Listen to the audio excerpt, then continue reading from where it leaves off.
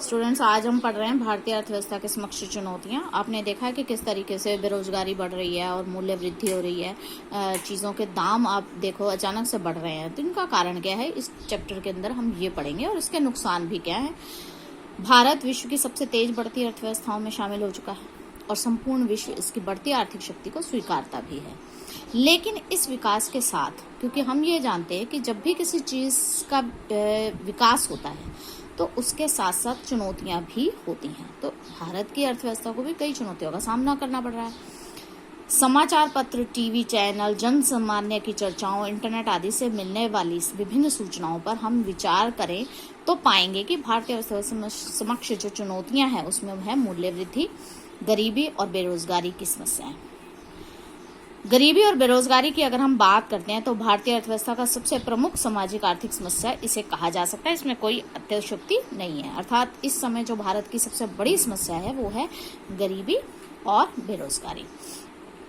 और इन समस्याओं के कारण जो भारतीय अर्थव्यवस्था ये नकारात्मक स्थितियों का सामना करती है, क्योंकि जहां पर हम ये माने कि ये दो बड़ी समस्याएं हों वहां नकारात्मकता आती ही आती है। क्योंकि ये जो हमारा जो नवयुवक समाज है वो बेरोजगारी से जूझ रहा है और गरीबी से जूझ रहा है। अब ये नहीं हो, ये अगर आपके पास रोजगार नहीं होगा तो गरीबी स्वाभाविक सी बात है।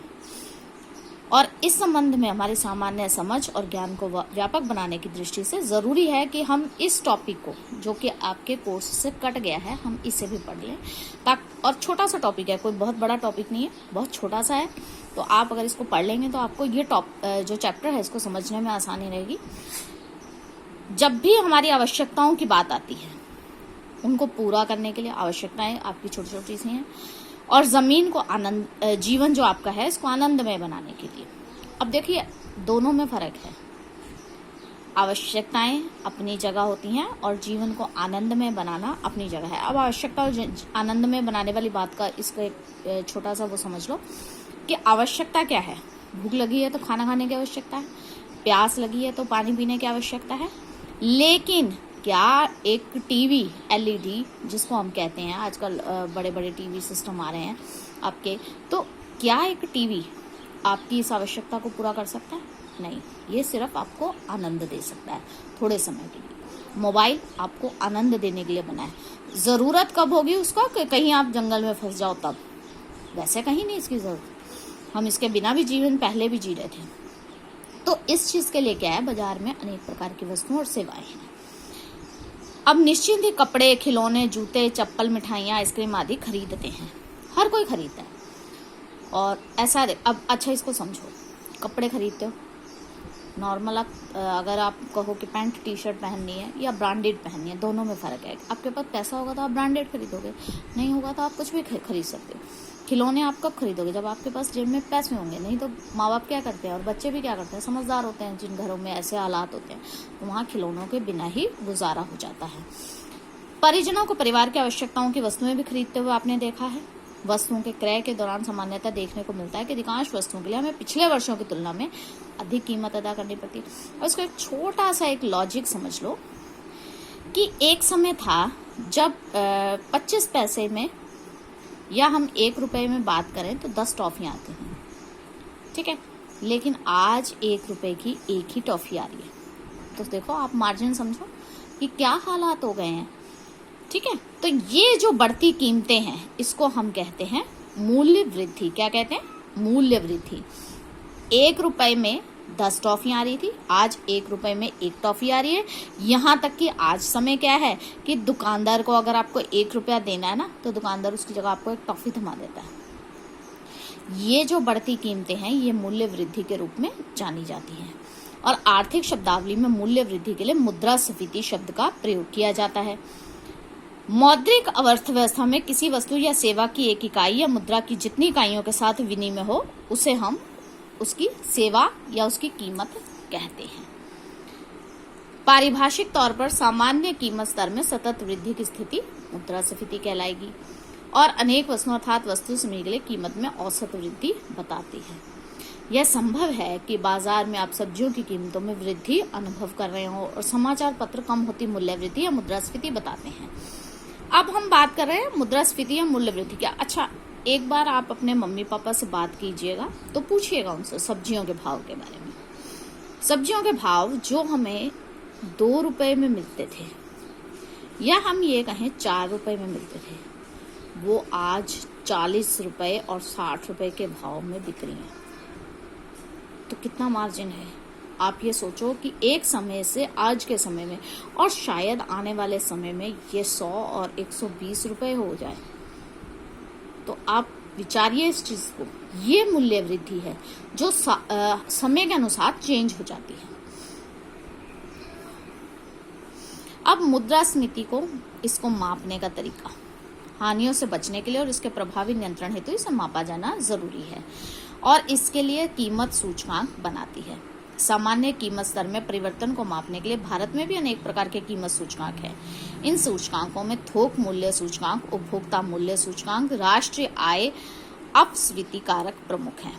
ठीक है, आप थोक मूल्य कि बाजार में थोक के भाव लाओ, फिर उपभोक्ता मूल्य कि व्यक्ति ने किस भाव से खरीदा, और राष्ट्रीय आय देश को क्या है, उससे क्या नुकसान और क्या फायदे हुए, कितनी आय देश की बढ़ी, कितनी कम हुई। ये वस्तु समूह में कीमतों में औसत परिवर्तन को मापते हैं।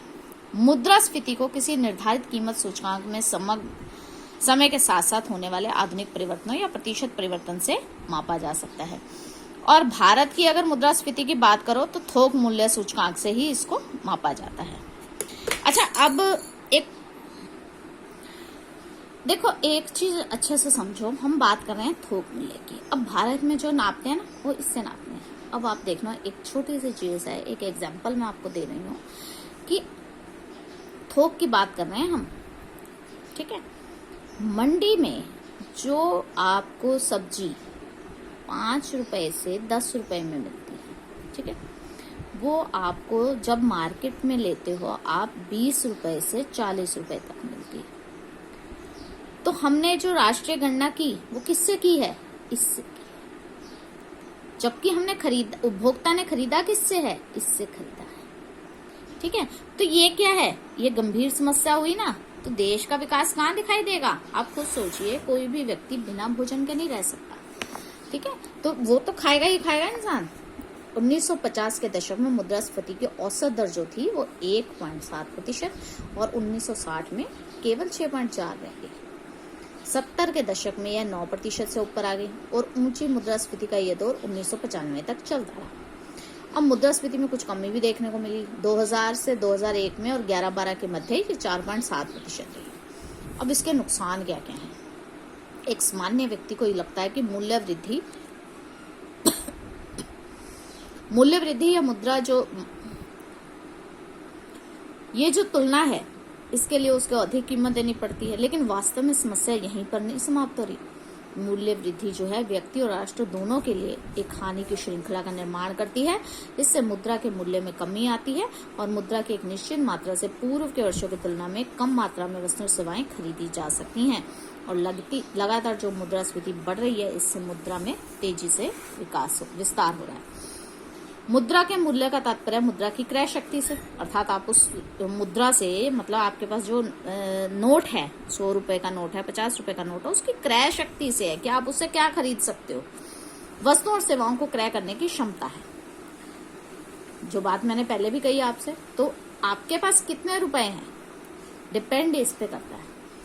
मुद्रास्फीति के कारण निश्चित वेतन और मजदूरी प्राप्त करने वाले वर्ग को हानि होती है। इस वर्ग को उनके समान कार्यों और सेवाओं के लिए प्राप्त समान राशि की मुद्रा का मूल्य कम हो जाता है और मुद्रास्फीति को अन्यायपूर्ण माना जाता है, क्योंकि इससे बचतकर्ता की बचत का मूल्य गिरता है और ऋणी को लाभ होता है, क्योंकि इससे उस मूल्य वाली मुद्रा वापस चुकानी पड़ती है। मुद्रास्फीति का प्रभाव आर्थिक विकास की दर, गरीबी, बेरोजगारी, आय और धन के वितरण आदि पर भी पड़ता है, जिसका अध्ययन आगे की कक्षाओं में करेंगे। अभी आप जो पढ़ोगे वो आप पढ़ोगे मुद्रास्फीति का मांग प्रेरित और लागत प्रेरित स्वरूप। तो पहले आप यहां तक का समझ लो, फिर भी कोई डाउट लग रहा हो आपको, कोई क्वेश्चन मन में चल रहा हो तो आप पूछ लेना।